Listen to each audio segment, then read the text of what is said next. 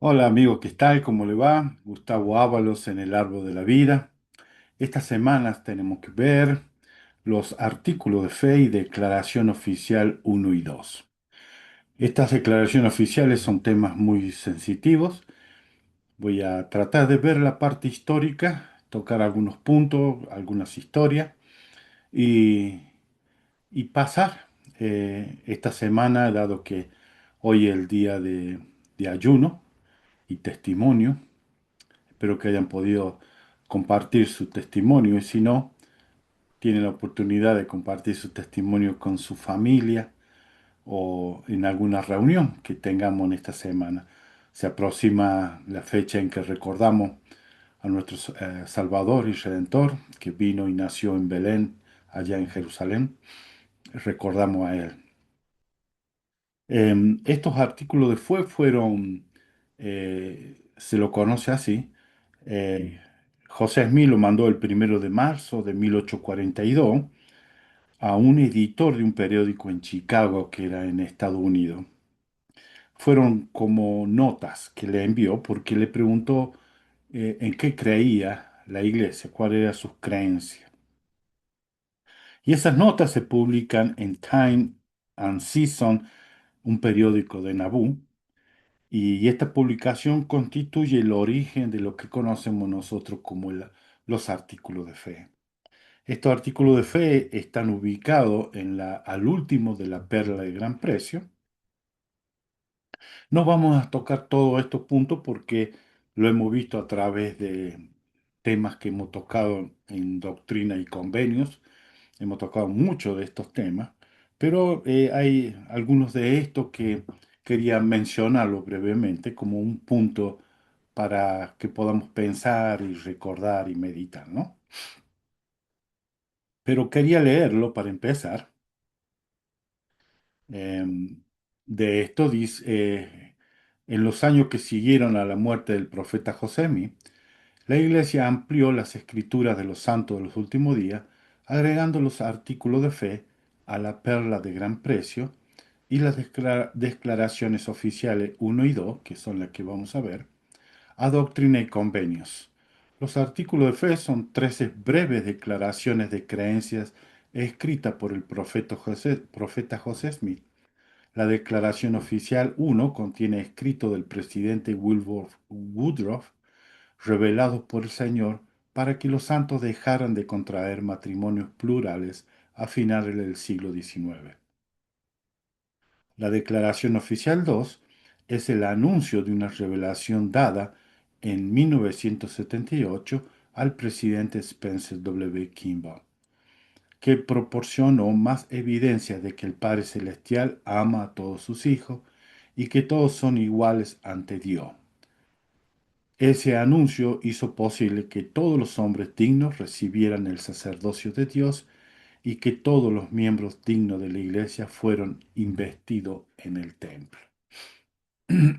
Esto vamos a verlo, vamos a ir a los artículos de fe que están al último de la perla de gran precio.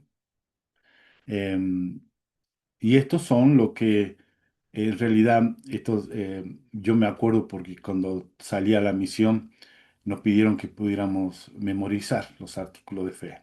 Y llevábamos una tarjetita con nuestro nombre y atrás decían los artículos de fe, que es muy importante para todo miembro de la iglesia que pudiéramos saber esto, en lo que nosotros creemos, porque aquí está basada mucha información, mucha doctrina que nosotros podríamos dárselo a las personas que nos preguntan qué es lo que nosotros hacemos, qué creemos. Y, y comienza, por supuesto, con la parte más importante de nosotros, que creemos en Dios, el Eterno Padre, en su Hijo Jesucristo y en el Espíritu Santo. Creemos que son personas diferentes, que tienen un mismo propósito, pero son distintos, ¿no? Eh, También dice, creemos que los hombres serán castigados por sus propios pecados y no por la transgresión de Adán. Esto también trae, trae de la caída de las creencias del cristianismo, especialmente de la Iglesia Católica, que ellos decían que los niños tenían que ser bautizados porque traían el pecado original. Y esto es lo que nosotros creemos, que realmente los niños no necesitan el bautismo, que son puros, y que nosotros tenemos que ser responsables por nuestros propios pecados. El tercer punto, el número 3 del artículo de fe, esto es algo que sí me gustaría tocarlo más profundamente. Dice, creemos que por la expiación de Cristo todo el género humano puede salvarse mediante la obediencia a las leyes y ordenanzas del Evangelio. Hay muchos que creen de que solamente con creer en Cristo es suficiente. Nosotros decimos que sí, que por la expiación de Cristo todo el género humano puede salvarse, pero mediante la obediencia a las leyes y a ordenanzas del Evangelio. Yo tengo aquí de que nuestro profeta anterior, presidente Nelson, antes de llegar a ser profeta, él era el presidente del Quórum de los Doce. Él habló acerca de la expiación de Jesucristo, que escuché a un hermano que hablaba de este discurso y los desmenuzó muy bien, que yo había perdido, eh, no me había dado cuenta o había perdido el enfoque que el presidente en ese tiempo, el presidente Nelson, del presidente del Quórum de los Doce, había hablado de la expiación. Y quiero leérsela para que podamos pensar y meditar al respecto. Es doctrinalmente incompleto hablar del sacrificio expiatorio del Señor con frases abreviadas, tales como la expiación, el poder habilitador de la expiación, aplicar la expiación o ser fortalecido por la expiación. Tales expresiones suponen un riesgo real de centrar la fe en algo equivocado al tratar el acontecimiento como si éste tuviera una existencia viviente y capacidades independientes de nuestro Padre Celestial y su Hijo Jesucristo.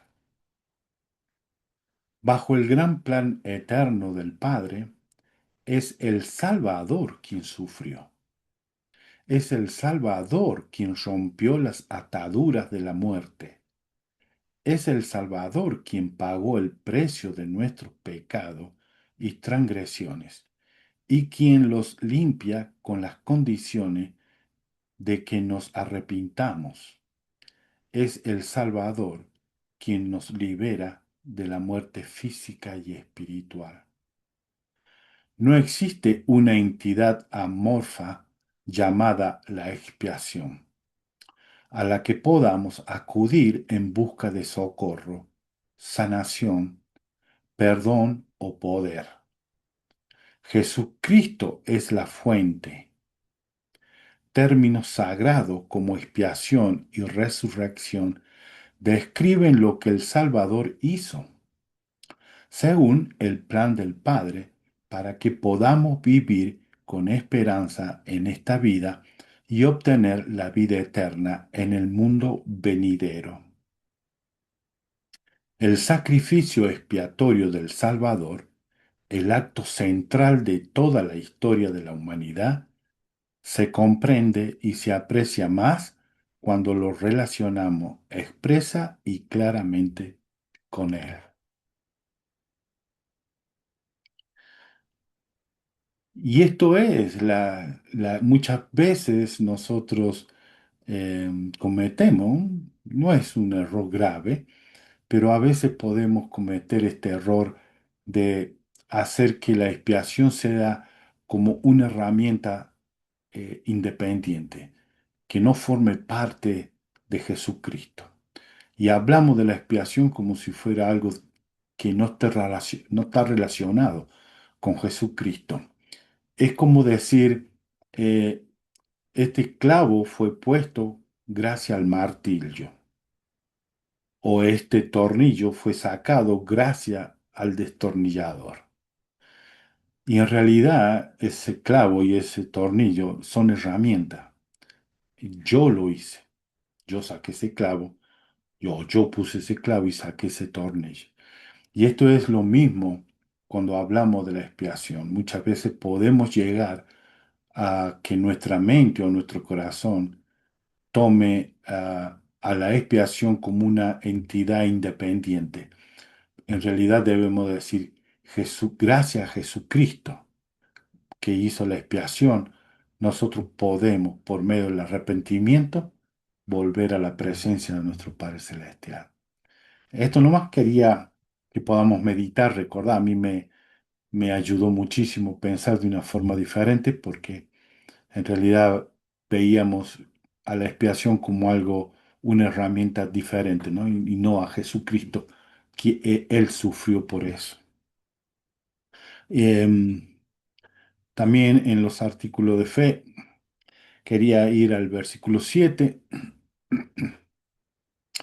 cuando dice, creemos en el don de lengua, profecía, revelación, visiones, sanidades, interpretación de lenguas, etcétera. Y esto lo encontramos en 1 Corintios, ¿verdad? Cuando habla de los dones el don de lengua y los dones del Espíritu Santo.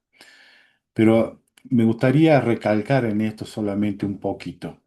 Em, el versículo 7 para nosotros, yo le pregunto, ¿realmente creemos en el don de lengua? Porque se habla en el Antiguo Testamento, pero no lo hemos, no es algo común que lo podamos ver en las capillas, en las reuniones. Pero sí se puede ver en los misioneros cuando ellos salen a predicar el Evangelio de la forma tan rápida que aprenden el idioma. Hay idiomas que son muy difíciles y lo aprenden muy rápido y pueden predicar el Evangelio y compartir sus sentimientos, dar su testimonio. En eso sí podemos ver. Pero realmente nosotros creemos, yo sé que creemos en las profecías porque tenemos un profeta, tenemos apóstoles, pero a veces no lo tomamos en serio cuando algún líder que no sea un apóstol o que no sea el profeta, habla de que tuvo una revelación o tuvo una visión o tuvo un sueño eh, o, o realizó ciertas sanidades. A veces los tomamos como pensamos, oh, ¿qué se cree esta persona que es? Él es puro, puede hacer esto. Es un santulón que en algunas veces lo llaman. Eh, y a veces juzgamos a nuestros hermanos y nosotros nos debemos preguntar, ¿realmente creemos esto? Eh, Nuevamente, en la iglesia restaurada de Jesucristo ha vuelto esto, el don de lengua, las profecías, las visiones, sanidades e interpretaciones de lengua y todos los dones espirituales. Debemos prestar atención a esto, no reírnos ni tomarlo como burla cuando alguien habla de que ha tenido un sueño o ha tenido ciertas visiones. Lo que sí es bueno que estas visiones, estas revelaciones que nosotros podemos tener en nuestras vidas, a veces tenemos sueños, son exclusivamente personales, son para nosotros. No es para ir y estar en un día de testimonio, estar contando estas cosas, ¿no? Porque los demás no la van a entender, no van a interpretarlo tampoco, porque Dios lo ha hecho saber para nosotros mismos, para nosotros algo personal, algo para nosotros, para nuestra familia, nada más. Y debería mantenerse en esa forma, ¿no? Privado. Pero debemos sí creer, yo creo que las personas pueden tener visiones, sueños, que Dios puede revelar cosas a ellos en su vida personal y es para ellos solamente, no es para que nosotros estemos contándole, diciendo porque las demás personas no la van a entender. La otra cosa que sí debemos recalcar también, el 8 que dice, creemos que la Biblia es la palabra de Dios hasta donde está traducida correctamente. También creemos que el libro de Mormón es la palabra de Dios. Porque muchos piensan que nosotros no creemos la Biblia, sí. Nosotros creemos la Biblia. Sabemos que la Biblia tiene muchas cosas hermosas que nos ayudan a nosotros y que nos ayuda también a prepararnos para volver a la presencia de Dios. Y el libro de Mormón sabemos que es la palabra de Dios. En el versículo 9 también dice, creemos, creemos todo lo que Dios ha revelado, todo lo que actualmente revela y creemos que aún revelará muchos grandes e importantes asuntos pertenecientes al reino de Dios. Y esto debemos creerlo, porque así es. Estamos viendo que muchas cosas han sido reveladas en estos tiempos y van a seguir revelándose grandes e importantes asuntos que pertenecen al reino de Dios. El 11 vamos a leerlo, dice, y esto es que debemos usarlo porque cuando las otras religiones nos piden que nosotros no hablemos así, que no digamos así, que nosotros no sabemos en qué creemos, eh, esto podemos decirlo a ellos, ¿no? Reclamamos el derecho de adorar a Dios Todopoderoso conforme a los dictados de nuestra propia conciencia y concedemos a todos los hombres el mismo privilegio, que adoren como, donde o lo que deseen. Así como nosotros respetamos las creencias de los demás, exigimos el mismo derecho, que respeten lo que nosotros creemos, lo que nosotros pensamos, lo que nosotros sentimos. Que así como respetamos a los demás, exigimos que se nos respete a nosotros también. Em, Y el último, el versículo 13, que se ha utilizado muchísimo en las conferencias, en discursos, dice, creemos en ser honrados, verídicos, castos, benevolentes, virtuosos y en hacer el bien a todos los hombres. En verdad podemos decir que seguimos la admonición de Pablo. Todo lo creemos, todo lo esperamos, hemos sufrido muchas cosas y esperamos poder sufrir todas las cosas. Si hay algo virtuoso o bello o de buena reputación o digno de alabanza, a esto aspiramos. Y la parte que quería recalcarles es esto, todo lo creemos, ¿no? Em, a ver si tengo algo aquí que quería compartir con ustedes. Esto de todo lo creemos, lo pueden encontrar en sala de prensa de la iglesia, en el website de la iglesia, que se llama Atesorando toda la verdad. Dice,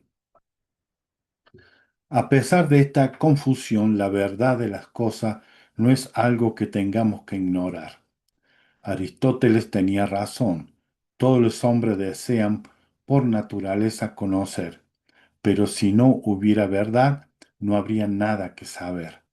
Nuestras facultades de razonamiento girarían para siempre. Debe haber una base sólida. Por supuesto, nuestro mundo está lleno de individuos diversos. Los reclamos de verdad cambian y seguirán divergiendo, divergiendo. Pero no es necesario que choquen violentamente. El fundador de la Iglesia de Jesucristo de los Santos de los Últimos Días, José Smith, aspiró a una mejor manera. Sí considero que el género humano está en error. ¿Lo he de oprimir? Entonces, lo voy a leer de vuelta porque no lo leí bien. Dice, si considero que el género humano está en error, ¿lo he de oprimir? No, procuraré elevarlo y lo haré según su propia manera de pensar, Si no puedo persuadirlo a creer que mi manera es mejor, y no trataré de obligar a ningún hombre a creer como yo. La visión mormona de la verdad se basa en la vida y la enseñanza de Jesucristo, pero eso no significa que la verdad está limitada a la experiencia mormona. Como dijo el elder Todd Christofferson, que es del Quórum de los 12 Apóstoles, la verdad se aparece liberalmente por todo el mundo. Y fue José Smith quien nos animó a obtener todo lo bueno del mundo y a recibir la verdad de donde venga. La verdad tiene muchos aspectos: espiritual, físico, filosófico e histórico. Y al final todos se unen en un gran todo. Nosotros creemos y nosotros sabemos que la verdad se encuentra en muchos lugares, en muchas partes, en muchos grupos religiosos también tienen parte de la verdad. Y nosotros reconocemos que ellos tienen parte de esa verdad. Y nosotros damos la bienvenida a todos que quieran venir y compartir su verdad con nosotros. Pero al mismo tiempo pedimos que se nos reconozca nuestra verdad y que se nos respete por lo que nosotros creemos y aspiramos. Y ahora sí, vamos a pasar a a las otras partes que son las declaraciones oficiales uno y 2. Y permítame un segundito. Em, Acá lo tengo en mi libro de Doctrinas y Convenios. Em, este manifiesto uno dice: era un lunes, el 6 de octubre de 1890. Más de 7.000 santos se sentaron en el tabernáculo de la manzana del templo. En aquellos tiempos no se le informaba a las personas que iban a discursar. El presidente de la iglesia hacía las asignaciones en el momento. Son dos cosas que llaman la atención de esos momentos. Una que era un lunes. Esta conferencia se estaba haciendo el día lunes. Ahora nosotros tenemos los viernes, perdón, tenemos los sábados y domingo. Y el sábado a la tarde parece que ya no la vamos a tener más. Solamente vamos a tener el sábado a la mañana y el sábado después del mediodía, pero ya no más el sábado a la tarde, tal vez, no sé, tal vez sea por un tiempo o sea para siempre, eso no sé.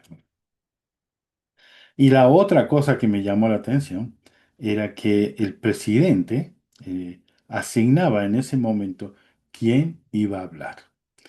Y o sea que todos tenían que estar atentos y preparados por la duda que el presidente le decía: hermano, pase y hable. Ahora se le da tiempo con anticipación para que los hermanos y las hermanas preparen sus discursos. En ese tiempo no era así. Em, entonces, conforme sentía la impresión del Espíritu Santo, o sea, el presidente de acuerdo sentía la inspiración del Espíritu de decir quién es el que iba a hablar en ese momento. El obispo Orson F. Whitney leyó el manifiesto, el que conocemos como Declaración Oficial número uno. Se le pidió que él leyera este manifiesto. El presidente Woodruff había entregado el documento a la prensa 2 semanas antes. El presidente Woodruff miró a su consejero, George Q. Cannon, y le pidió que se levantara y hablara. George Q. Cannon pensó que el presidente dirigiría la palabra después de haberse leído la declaración oficial, y era un momento histórico. John Q. Cannon fue consejero de cuatro presidentes de la Iglesia. Era conocido por su potente intelecto. Era el apóstol a quien se le pedía que hablara o escribiera cuando se iba a tratar algo complicado o delicado. Los medios de comunicación privados, o sea, del mundo, lo llamaban el mormón Richelieu, porque se le consideraba el genio detrás del movimiento mormón. Se le llamó el mormón Richelieu, que fue un francés que era de la Iglesia Católica, un cardenal de la Iglesia Católica, que era muy inteligente, muy intelectual, y él manejaba y dirigía todos los asuntos de la Iglesia en ese tiempo. Y así quedó como un dicho, ¿no? Richelieu. Pero también debemos reconocer que George Buchanan, él tuvo 5 meses preso por no cumplir exactamente con la ley de la poligamia. Él amaba mucho a sus esposas y a sus hijos, y él pasó 5 meses preso. George Buchanan se sintió abrumado. Dijo que su mente estaba en blanco. En el momento que el presidente Goodrow le pidió que hablara, su mente estaba completamente en blanco. Él, claro, no esperaba que se le iba a asignar a él. Él pensó que el presidente era el que iba a dar o iba a hablar después de la declaración. Luego dice que vino a su mente y que en su mente empezaron a aparecer palabras y su mente se empezó a llenar de información. Y comenzó leyendo Doctrina y Convenio 124-49. Eh, Cuando él leyó este Doctrina y Convenio 124-49, es cuando el Señor había dicho que cuando él había pedido que se realizara el templo en Jackson y por no se pudo hacer el sacrificio que los santos habían hecho, el Señor lo tomaba como un sacrificio y ya no lo exigía más a las personas. Eh, Luego que leyó ese versículo, el versículo 49, él habló por 1 hora y media. Y él dijo que sintió que eso era de Dios. Luego que el elder George Buchanan habló, habló el presidente Woodruff. Y vamos a ver algunas partecitas nomás de lo que él dijo, presidente Woodruff. Em, Dice, el Señor jamás permitirá que os desvíe, yo ni ningún otro hombre que funcione como presidente de esta iglesia. No es parte del programa, no existe en la mente de Dios. Si yo intentara tal cosa, el Señor me quitaría de mi lugar, y así lo hará con cualquier hombre que intente desviar a los hijos de los hombres de los oráculos de Dios y de su deber. Por supuesto, habló mucho más. Nosotros vamos a tocar algunos puntos de esto. Vamos a verlo. Em, para eso tenemos que ir al final de Doctrinas y Convenios, donde están las declaraciones. Y dice, por cuanto se ha despachado con fines políticos informe de prensa de The Salt Lake City, los cuales se han publicado extensamente, declarando que la Comisión de Utah, en su reciente informe al secretario del Interior, alega que todavía se están solemnizando matrimonios plurales y que 40 o más de estos matrimonios se han efectuado en Utah desde el mes de junio próximo pasado, o durante el año anterior, y también que las autoridades de la Iglesia han enseñado, fomentado e instado en discursos públicos que se continúe la práctica de la poligamia. Por consiguiente, yo, como presidente de la Iglesia de Jesucristo de los Santos de los Últimos Días, por medio de la presente declaro, de la manera más solemne, que dichas acusaciones son falsas.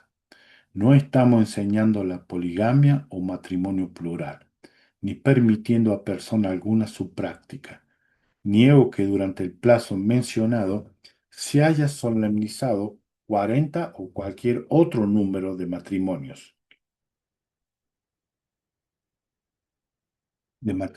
plurales en nuestros templos o en cualquier otro lugar del territorio. Se ha tenido el conocimiento de un caso en el cual las personas dicen que el matrimonio se efectuó en la casa de investidura, en Salt Lake City, en la primavera de 1889, pero no me ha sido posible averiguar quién ofició la ceremonia. Lo que se hizo en este caso fue sin conocimiento mío. Como consecuencia de este supuesto acontecimiento, la casa de investidura fue derribada enseguida, según mis instrucciones. Y sigue hablando eh, lo que sucedió en esto, de la presentación, de la declaración, esta declaración oficial. Y en la última parte dice, ni en mi enseñanza ni en la de mis colaboradores, dada a la iglesia durante el plazo mencionado, hay cosa alguna que razonablemente puede interpretarse en el sentido de estar inculcando o alentando la poligamia. Y cuando un élder de la iglesia ha usado lenguaje que parecía comunicar tales enseñanzas, se le ha reprendido en el acto. Ahora, yo públicamente declaro que mis amonestaciones a los santos de los últimos días es que se refrenen de contraer cualquier matrimonio prohibido por la ley del país. Lo firma Wilbur Woodruff, presidente de la Iglesia de Jesucristo de los Santos Últimos Días. Y voy a pasar a una parte nomás aquí que está. Voy a leerle lo que él más adelante también dijo, refiriendo a esto del matrimonio plural. Esto fue una conferencia de estaca en Catch, en Logan, Utah. Fue un domingo, 1 de noviembre de 1891.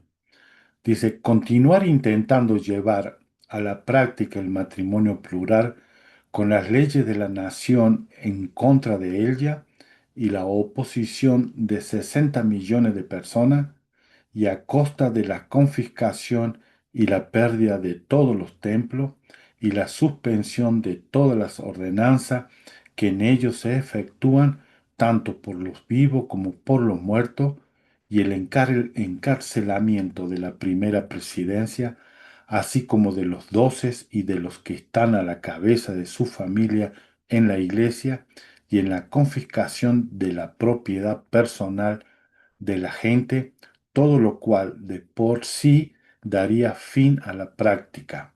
O, después de padecer como hemos padecido por motivo de nuestra obediencia a este principio, cesar la práctica y someternos a la ley, y con ellos lograr que permanezcan en su casa los profetas, los apóstoles y los padres de familia, para que puedan instruir a la gente y encargarse de los deberes de la iglesia. También dejar los templos en poder de los santos, para que éstos puedan encargarse de las ordenanzas del Evangelio, tanto para los vivos como para los muertos. Y aquí el presidente aclara de por qué era necesario que el Señor pudiera tomar la medida de poder terminar con esta práctica del matrimonio plural.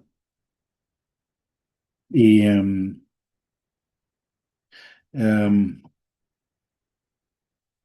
y quería leer también, sí, acá hay unos pedacitos más que continúa, dice, el Señor me mostró en visión y por revelación exactamente lo que sucedería si no poníamos fin a esta práctica.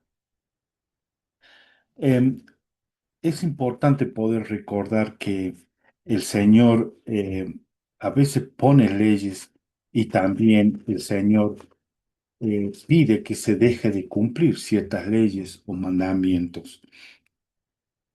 En Doctrina y Convenios 56, el versículo 4, el Señor dice que Él manda y Él revoca.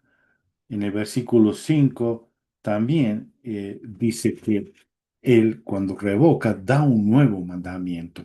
Eso lo léanlo ustedes en su casa y poder leerlo y interpretarlo bien. Doctrina y Convenio 56 de los versículos 4 en adelante. Eh, el Señor, de acuerdo a como Él, de acuerdo al tiempo y de acuerdo a la circunstancia, Él emite un mandamiento, pero también si ya no es necesario, debe revocarlo. Y esto hemos visto también en los mandamientos en el Antiguo Testamento. El Señor dio muchas leyes, muchos mandamientos que se debían cumplir, pero cuando llegó el momento ya no era necesario. Y eso, en uno de esos momentos es cuando Jesucristo viene y cumple con todas las leyes y normas y reglas que había puesto en el Antiguo Testamento. Él cumple con toda esta ley y ya no era necesario continuar con esas leyes. Eh, lo hemos visto a través de esto. También quería leerle también en eso, dice, ustedes lo pueden leer bien porque hay mucha información. Dice, ahora bien, la pregunta es si debe suspenderse de este modo o según la manera que el Señor nos ha manifestado. Si nosotros queremos, decía él que la pregunta que nos hacía, ¿se debe hacer a la manera del Señor o no? Por supuesto, si lo hacíamos a la manera del Señor, ser obediente, las cosas iban a ser mucho mejor. Pero si iban a hacerse suspendidas las cosas por medio de la ley, de los hombres, nosotros íbamos a perder mucho más de lo que era. Y más adelante dice, más quiero decir esto. Yo habría permitido que todos los templos se escaparan de nuestras manos. Yo mismo habría dejado que me encarcelaran y habría permitido que se encarcelaran a todos los demás hombres si el Dios del cielo no me hubiera mandado a hacer lo que hice. Él estaba dispuesto a obedecer las leyes de Dios. Si Dios le hubiera dicho, continúen, él iba a continuar. Pero en este caso no fue así. Más adelante dice, ahora os diré lo que se me manifestó y lo que el Hijo de Dios efectuó en eso, en todas las cosas que habrían acontecido, como vive el Dios omnipotente. Si no hubiera proclamado ese manifiesto, por tanto, el Hijo de Dios se sintió dispuesto a que ello se presentara a la iglesia y al mundo para los propósitos que él tenía designado.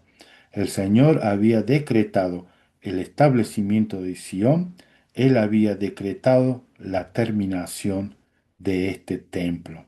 Él había decretado que la obra de salvación de los vivos y de los muertos se efectuaran en este valle de las montañas. Y Dios omnipotente decretó que el diablo no lo impediría. Si lo podéis entender, esa es la clave de ello. Y esto es lo que nosotros debemos entender. Muchos dicen, si era un mandamiento, una ley, ¿por qué no continuaron? El Señor consideró prudente ya no seguir más con esa ley, que debíamos terminarla.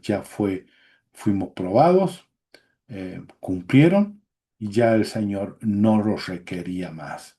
No era necesario seguir eh, cumpliendo con esto, ¿no? Ahora sí vamos a pasar al que conocemos como Declaración Oficial 2. También esto es muy sensitivo, muy sensible, digamos, muy delicado, tocado de la mejor manera que me es posible. Después de la organización de la iglesia en 1830, algunas personas de color, o sea, negros, aceptaron el Evangelio y unos pocos hombres fueron ordenados al sacerdocio. La cultura de segregación racial, las amenazas de persecución, llegó a ser un gran desafío para la integración racial en la iglesia. En ese tiempo, Estados Unidos estaba dividido, el norte y el sur, conocemos, por la guerra civil que hubo, y se había dividido, y Missouri quedaba en la mitad de los dos.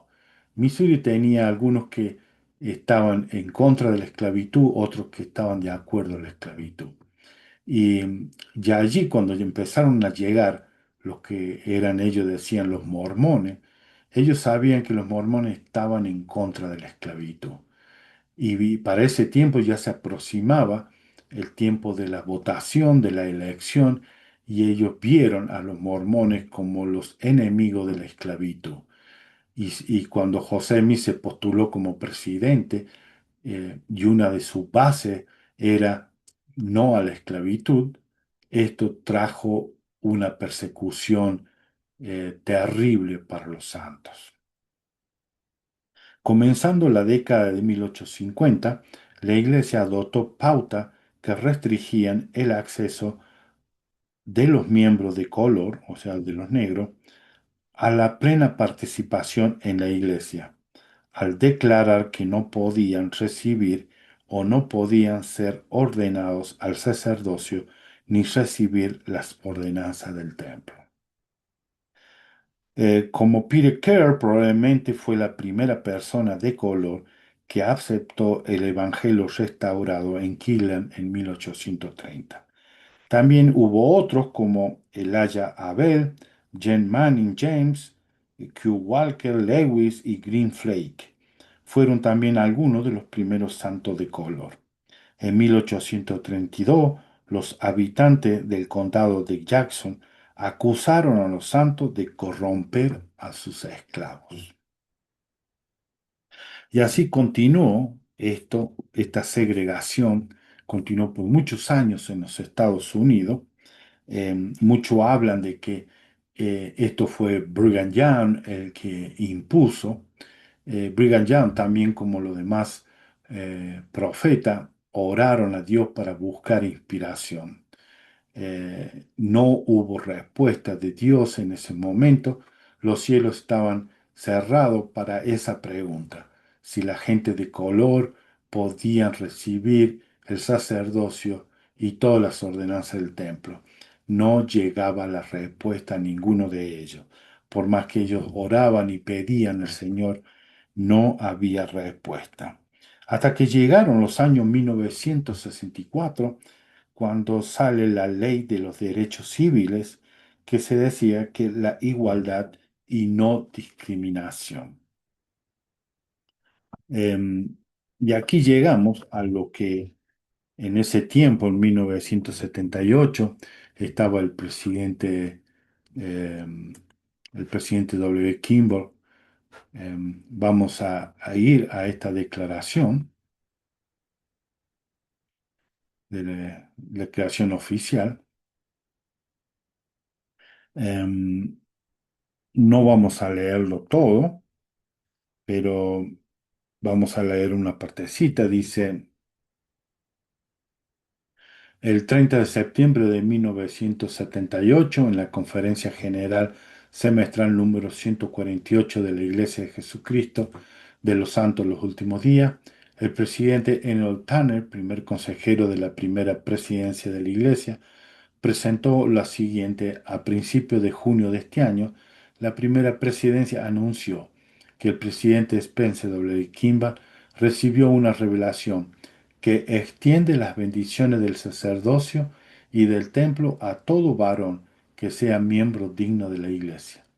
El presidente Kimba me ha pedido que informe en la conferencia que después de recibir esta revelación que vino a él tras extensa meditación y oración en la sala sagrada del Santo Templo, él la presentó a sus consejeros, quienes la aceptaron y aprobaron. Luego se presentó al quórum de los 12 apóstoles, los cuales la aprobaron de modo unánime, y a continuación fue presentada a todas las demás autoridades generales, que de igual manera la aprobaron unánimemente. El presidente Kimball me ha pedido que en esta ocasión lea esta carta. Y ahí es donde tenemos la declaración oficial. Em, Voy a leer algunas cosas que sucedieron en ese tiempo, en ese tiempo en que estaba sucediendo esto. Em, Esto sucedió en Brasil. Dice, para la familia Martins, en Brasil, la nueva situación hizo que su hijo Marcus pospusiera su boda para servir en la misión de la que hablaba su bendición patriarcal y para la cual sus padres habían ahorrado, justo después de ser el mismo ordenado elder. Helvecio formó parte del círculo para ordenar a Marcus al mismo oficio. Dice, sentí que iba a estallar de gozo. Recuerda Helvecio. Solo una semana después le dio al hijo de su asistenta doméstica una bendición del Evangelio y fue testigo de la milagrosa sanación del niño. En noviembre de ese año se abrió el templo de San Pablo, Brasil, y la familia Martín se selló, incluso Marco, que prestaba servicio misional en San Pablo, Brasil.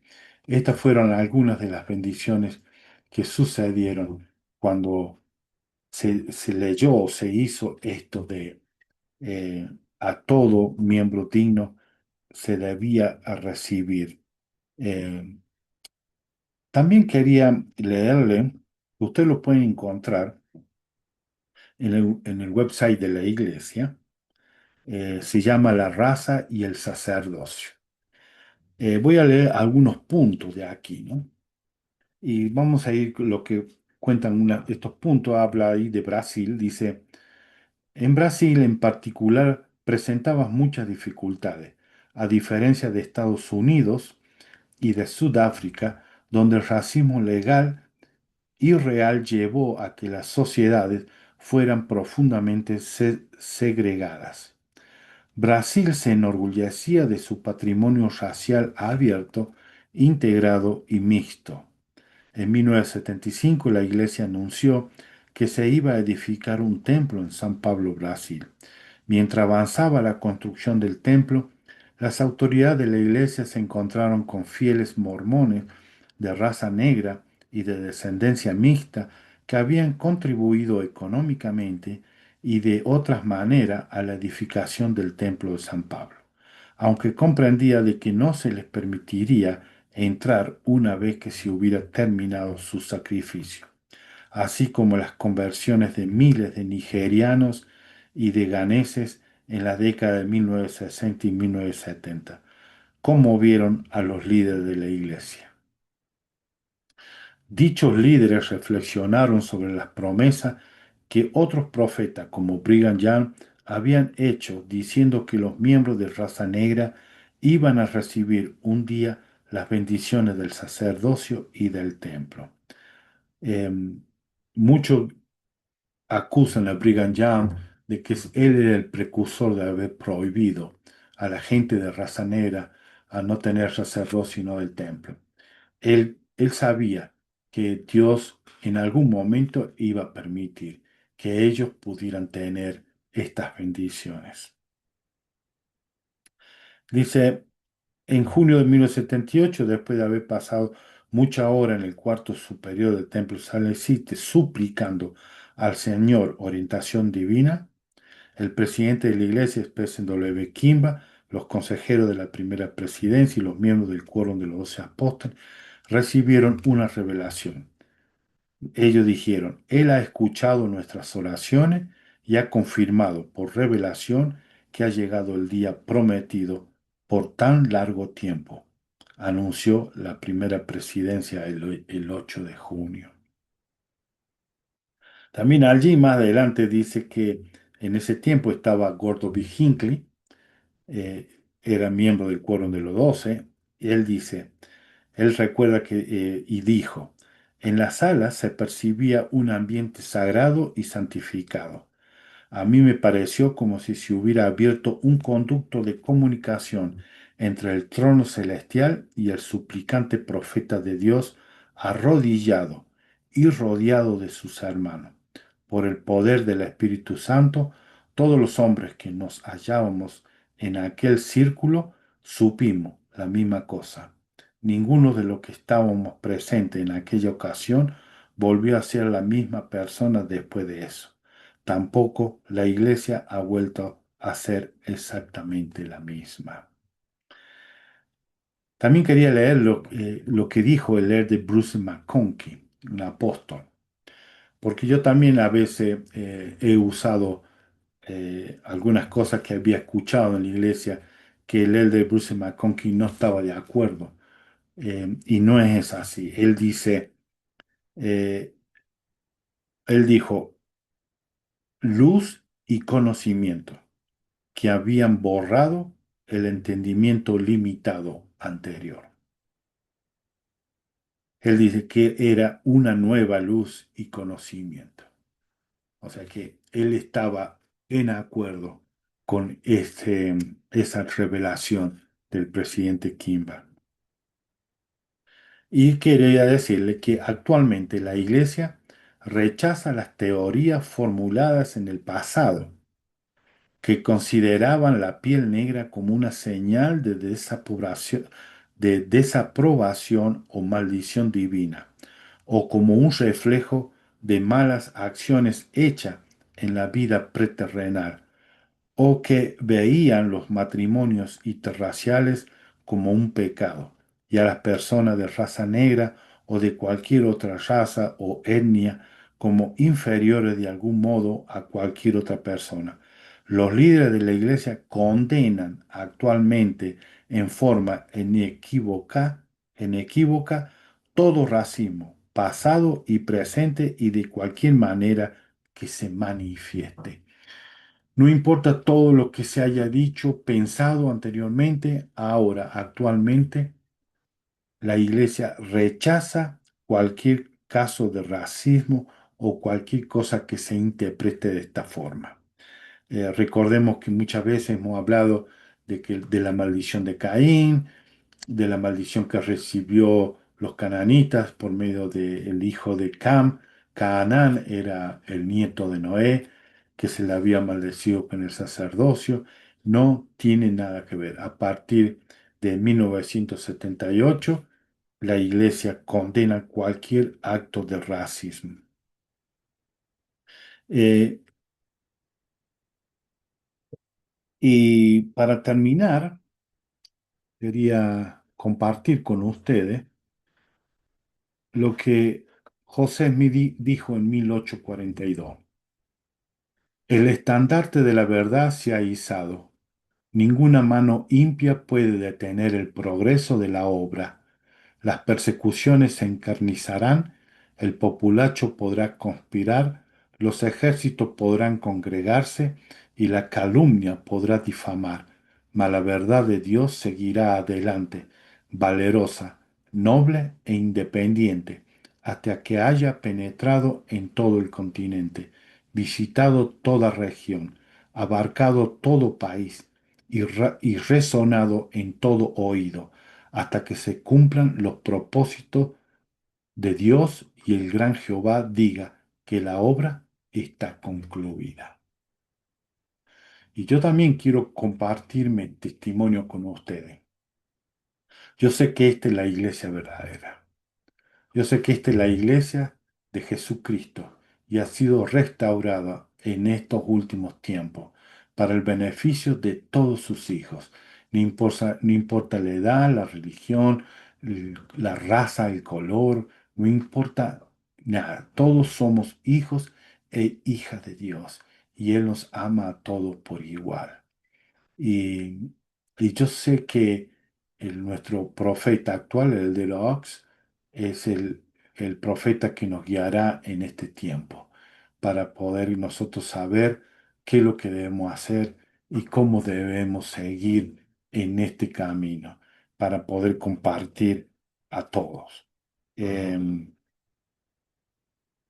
y sé que hay muchos de personas que se han alejado de la iglesia o que no se unen a la iglesia restaurada de Jesucristo por estos motivos, por los matrimonios eh, plurales y también por la negación de los negros. Recordemos que en ese tiempo no solamente nosotros estábamos así. Todas las iglesias estaban de la misma forma. Todas las iglesias tenían la segregación. Si en ese tiempo las otras iglesias, las iglesias protestantes, como la bautista, metodistas, todos los evangelistas, ellos permitían, igual que nosotros, que se bauticen, pero no se les daba a ellos autoridad. En el caso de algunos de ellos, de las iglesias, la gente de raza negra, ellos tenían sus congregaciones de negro, pero tenía que estar una persona blanca presente para que de esta forma se autorizara que ellos pudieran tener sus propias reuniones. Y esto era en todas partes, todo igual. Pienso que el Señor esperó que todos estos problemas raciales desaparecieran de Estados Unidos en ese tiempo para que el Señor pudiera permitir que la iglesia ya se extendiera a todas partes del mundo.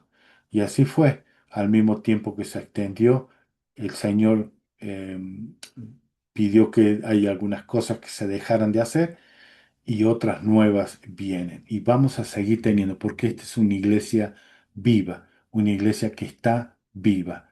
No nos regimos por leyes y mandamientos que ya pertenecen al pasado. Tenemos profetas y apóstoles que nos dicen qué es lo que el Señor quiere en estos tiempos que nosotros podamos hacer y cumplir. Y esto es todo lo que tengo para ustedes y nos vemos en la próxima. Si tienen comentarios, por favor, déjelo. Denle un me gusta si les gustó. Es un tema muy difícil. Espero que hemos podido tocarlo de una forma tranquila, sensible y que eh, podamos ser respetados de la misma forma que nosotros respetamos a los demás. Gracias y nos vemos en la próxima. Hasta luego.